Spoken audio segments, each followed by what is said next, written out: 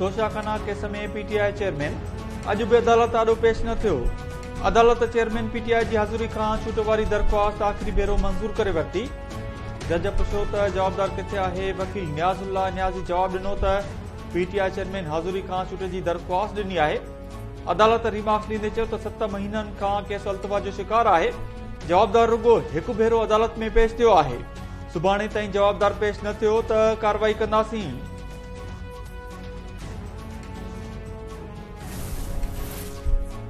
Toshakhana case में फर्द जुर्म लागू थियण बावजूद पीटीआई चेयरमैन हिकु भेरो ॿीहर अदालत में पेश नाहे थियो।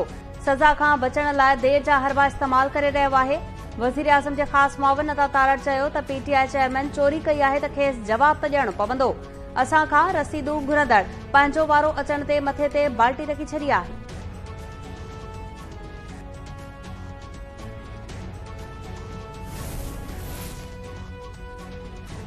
IMF एग्जीक्यूटिव बोर्ड जो इजलास अॼु थींदो।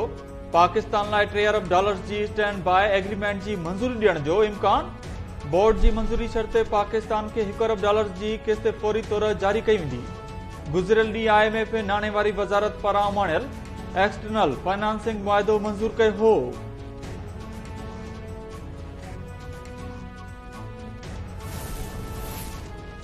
इंटरबैंक में डॉलर जी मुल्ह में ₹1.81 घटि आई। डॉलर $276.75 थी वियो। पाकिस्तान स्टॉक एक्सचेंज में तेज़ीअ जो रुझान।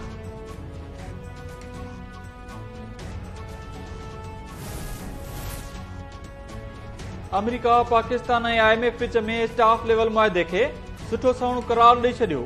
वाशिंगटन में प्रेस कॉन्फ्रेंस कंदे अमरीकी परॾे खाते जे तर्जुमान मैथ्यू मिल्स चयो त ॾुखे वक़्त में पाकिस्तानी अवाम सां गॾु आहियूं। पाकिस्तान खे वापार ऐं सीड़पकारी में मज़बूत मुल्क बणाईंदासीं। चीन सां लाॻापा न रखण बाबति पाकिस्तान समेत कंहिं बि मुल्क ते दबाउ नाहे विधो। अहिड़ो दॻु ॻोल्हे रहिया आहियूं जंहिं सां लाॻापनि में वधीक बहितरी अचे।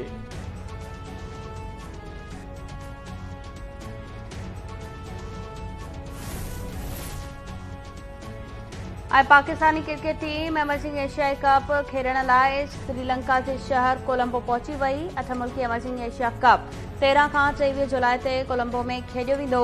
डिफाई चैंपियन पाकिस्तान पंहिंजी पहिरीं मैच नेपाल ख़िलाफ़ 14 जुलाई ते खेॾंदो।